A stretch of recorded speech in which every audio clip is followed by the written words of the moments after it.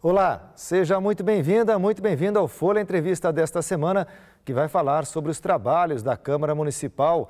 O primeiro semestre encerrado já no mês de julho, os vereadores estão em recesso e retomam as atividades em 1º de agosto. Sobre o balanço desse primeiro semestre e as perspectivas para a segunda metade do ano, vamos conversar com o presidente da Câmara Municipal, o vereador Ailton Nantes, do Partido Progressista. Vereador, muito obrigado pela sua participação aqui no Folha Entrevista. Eu é que agradeço vocês terem vindo até a casa. A casa é uma casa do povo, mas da imprensa também, né? E a imprensa é que faz, inclusive, esse meio de campo aí com o povo levando as informações. Bom, vereador, foram 112 projetos protocolados neste primeiro semestre, 69 leis sancionadas neste ano, nesse período, sendo 52 de autoria dos próprios vereadores e 17 que foram sancionados, 17 projetos sancionados de autoria do Executivo. O principal projeto aprovado na Câmara nesse primeiro semestre, sem dúvida, o que diz respeito à privatização da Sercontel. Como é que foi todo esse processo, vereador? O que foi mais desgastante em relação a esse projeto de lei? A Câmara ela tomou todo o cuidado em ouvir a comunidade, em ouvir as entidades envolvidas, a própria Sercontel e principalmente o posicionamento da Anatel. Nós tivemos várias reuniões públicas e uma delas, inclusive, a própria Anatel participou, trazendo aqui o posicionamento dela, qual que era a visão dela sobre a empresa. E foi criada, inclusive, uma comissão especial de vereadores justamente para fazer essas tratativas. E nós vimos isso como positivo, porque nós tomamos a decisão de aprovar o projeto que foi encaminhado pelo Executivo, justamente embasado em todos esses pareceres, obviamente que era o desejo da Casa manter como estava, a empresa sendo estatutária, sendo o município participando dessa empresa como já vinha há muitos anos, desde a sua fundação, mas infelizmente chegamos numa situação que poderíamos causar aí uma caducidade que traria um prejuízo muito maior, não só para a própria Sercontel, mas para os seus funcionários e principalmente para o município. Agora, esse processo da caducidade continua, a Prefeitura tentando marcar o leilão com a Bolsa de Valores e a Câmara também vai acompanhar esse procedimento, todo o desenrolar desse processo, visando aí essa sobrevivência da companhia telefônica. Não tenha dúvida, Diego, tanto a questão da Sercontel Telecomunicação, como também das suas subsidiárias, que é a Contact Center e a Sercontel Iluminação, que possivelmente vai ficar ainda vinculada ao município. Então, nós iremos acompanhar passo a passo a questão da privatização da telecomunicação e também das subsidiárias. Certo. Vereador, a gente sente que a população tem sempre demandas, principalmente relacionado a problemas no bairro, na própria cidade, no trânsito, enfim. E a Câmara também tem esse trabalho de fiscalização, esse é o sentido do papel do vereador. O senhor acha que isso está sendo realizado a contento? Como é que o senhor vê a atuação nesse sentido e qual é a resposta que vocês têm tido da população? Diego, você mencionou no começo da entrevista o número de projetos. 112 projetos protocolados. Isso é significativo. Mas é o que você mesmo falou, o trabalho do vereador, o trabalho da instituição legislativa vai muito mais além do que os projetos. Mesmo porque na questão dos projetos, a Casa Legislativa ela é bastante limitada, porque existem projetos que ela não pode fazer, ela tem que indicar para o Executivo. Se você buscar lá, nós temos 2.836 indicações de problemas que os vereadores detectaram na cidade, mas que não pode ser iniciativa do Legislativo. Nós passamos para o Executivo. Então, já por esse número de 2.836 indicações, você pode perceber que realmente o vereador tem ido atrás dos problemas. E, além do mais, isso que você falou, que é muito importante, que é a fiscalização, não é? Essa eu entendo que é a principal função do Legislativo, fiscalizar o Executivo, orientar o Executivo em alguns momentos. Tanto é que nós temos 221 requerimentos que nós fizemos ao Executivo, e dentre esses requerimentos, alguns são convidando secretários para vir à casa para ele justificar alguns procedimentos que ele tem feito, não é? Então, eu vi como bastante produtivo também nessa questão de fiscalização, e não só a fiscalização por si só, mas a orientação também. Até porque, vereador, a gente sabe que o prefeito tem a maioria da base aqui na Câmara, né? Isso significa não necessariamente que a Câmara tenha que votar sempre com a Prefeitura, né? Não, exatamente. É um poder independente, embora harmônico, mas independente, tem que cumprir a sua função, não é? Mesmo tendo aqui os vereadores de base, nós discutimos bastante, matéria por matéria, e procuramos deixar o Legislativo o mais independente possível. Bom, o ano passado a Câmara teve uma situação de maior turbulência, vamos dizer assim, porque teve dois vereadores afastados, né? O Rony Alves e o vereador Mário Takahashi, teve até processo de cassação, enfim. E neste ano a situação parece mais tranquila, inclusive teve agora o retorno do Mário Takahashi, recentemente amparado em decisão liminar. Como é que o senhor viu primeiro esse retorno do Mário Takahashi, que era o presidente da Câmara, né? Certo. Quando ele foi afastado, nós acatamos uma determinação judicial, não é?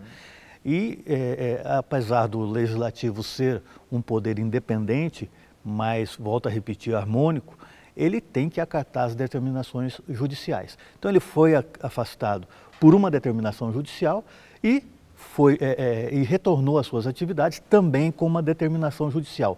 E a Casa Legislativa tem que acatar essas determinações. O retorno dele foi tranquilo, ele já está desenvolvendo suas atividades na casa, não é? E aguardamos o prosseguimento na questão judicial. Vereador, nós falávamos antes sobre a questão da volta do vereador Mário Takahashi e o outro vereador que tinha sido afastado mediante as operações do GAECO, né, a Operação ZR3, o Rony Alves, que teve recentemente uma decisão judicial bloqueando, suspendendo o pagamento de salários. Como é que o senhor vê essa situação? Na verdade, Diego, assim que os vereadores foram suspensos em janeiro do ano passado, mais exatamente dia 24 de janeiro de 2018, nós imediatamente, através de um ato administrativo, suspendemos os subsídios. Esse era o entendimento da Casa, de fato, né? Com parecer da Procuradoria da Casa, nós tomamos essa decisão. Mas os vereadores recorreram e nós recebemos então mandato de segurança naquela época, dizendo que deveria ser restabelecido os subsídios. Como eu disse no outro bloco, nós temos a questão das decisões judiciais que devem ser acatadas, né? E nós acatamos e restabelecemos então os subsídios, mas através da nossa Procuradoria da Casa, nós recorremos ao Tribunal de Justiça do Estado, né, o TJ, e agora nós recebemos uma indicação, a decisão do TJ, dizendo que naquele momento realmente a Câmara estava procedendo corretamente em suspender. Então, imediatamente nós novamente acatamos essa decisão judicial e suspendemos os subsídios do vereador que está afastado. Porque para a população soa realmente estranho, né, que vereador afastado de sua função continue recebendo salários aí de cerca de 12 mil reais, né, vereador? Sim. O regimento interno, a lei que rege essas questões, diz que o vereador recebe pela participação nas sessões. E se ele está afastado, ele não está participando das sessões. Certo. Bom, sobre os projetos que devem ser discutidos, tem que ser discutidos na volta do recesso, os dois mais importantes, sem dúvida, a questão do plano diretor, que está realmente arrastado, né? E a questão do Fundo Previdenciário Municipal, o fundo da Capsmel que vive uma situação bastante delicada. Como é que o senhor vê a discussão desses dois projetos, vereador? O plano diretor, ele ficou o primeiro semestre praticamente todo na Comissão de Justiça, que faz análise da legalidade e da constitucionalidade, por pedido, inclusive, de várias entidades, pedindo prorrogação para que eles pudessem dar os seus pareceres, né? E a gente até compreende realmente essa morosidade, porque é uma matéria complexa, né? Envolve toda a cidade, em todas as instâncias, e só que chegou um momento que antes do recesso nós determinamos que esse pedido de prorrogação não seria mais aceito pelas entidades, justamente por causa dessa morosidade. Agora, no segundo semestre, então, ele vai começar a caminhar para as comissões temáticas, que vai discutir o projeto propriamente dito, né? E nós pretendemos que até o final do ano ele já esteja bem avançado, não só o próprio projeto de diretrizes, mas também estamos solicitando ao Executivo que envie as leis complementares, principalmente aquela que trata de zonamento, do meio ambiente, enfim, para que a gente possa fazer uma análise global do projeto, do plano diretor, para que ele, quando sair da casa, saia o mais consistente possível, para não apresentar problemas que o anterior apresentou, que depois teve que fazer vários ajustes durante esses 10 anos. Nós queremos evitar isso nessa questão. Com relação à Capismel, nós tivemos aí um avanço, não vamos entrar aqui no mérito da questão, mas nós tivemos um avanço na Previdência, na reforma da Previdência Nacional. E isso vai dar um embasamento muito grande para nós discutirmos a questão local, municipal, não é? Nós não podemos fugir desse debate, tem que fazer alguma coisa, porque senão a Capismel não vai ter uma sobrevida aí por muito tempo. Inclusive, o superintendente da Capismel dizendo, né, que até que nos próximos 4 anos, de 2 a 4 anos, se a situação continuar do jeito que está, o fundo fica insolvente, né? E também dependendo, a Capismel, a Prefeitura, esperando algumas determinações em relação à reforma da Previdência, como você mencionou, para também balizar o seu projeto aqui no município. Agora, em relação ao plano diretor, o que a gente percebe é que há uma divergência, às vezes, o que a própria Prefeitura, o IPU, o Instituto de Pesquisa e Planejamento Urbano, direciona, quer fazer em relação a mudanças viárias, principalmente, de zoneamento, e do que as entidades, algumas entidades aqui da cidade também defendem. Isso já fez o atraso, já gerou esse atraso no primeiro semestre. O senhor acredita que há o entendimento de que isso não aconteça, essa prorrogação, essa discussão permanente, essas divergências possam ser resolvidas a tempo de ser aprovado o plano?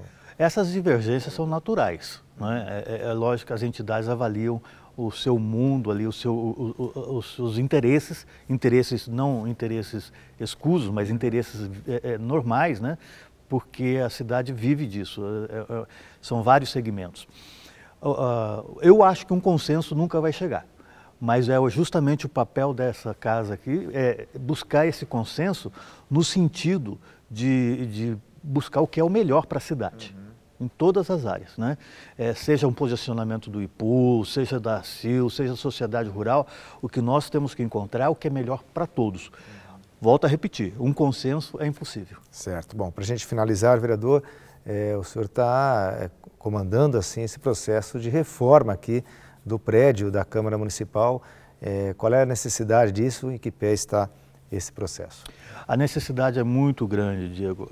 No começo de 2018, nós recebemos a visita aqui do Corpo de Bombeiro, da Defesa Civil, e que nos deu uma base, inclusive, da situação, né? E se você perceber, depois, se quiser mostrar mais uma vez, nós temos parte das nossas galerias interditadas em função dessas visitas. A partir dali, nós começamos a conversar com o Executivo, para que o Executivo nos ajudasse a fazer o termo de referência, não é? Isso aconteceu. Também pedimos um auxílio deles na questão da engenharia para acompanhar a obra quando ela acontecer. Isso também aconteceu e isso vem nos ajudar, inclusive, na redução de custo. Nós não precisamos buscar essa mão de obra lá fora. Então, a necessidade é grande. E nós, nesse período, nós tomamos assim, uma cautela muito grande para que quando fosse editado a licitação da reforma, não passasse por alguns problemas que outras licitações passam por aí, né? E que pudesse desenvolver de uma maneira mais tranquila. Então nós demoramos aí mais ou menos um ano. Agora no começo de agosto, assim que retornar o recesso, nós pretendemos já startar a licitação dos projetos. Qual o valor estimado para a reforma, vereador?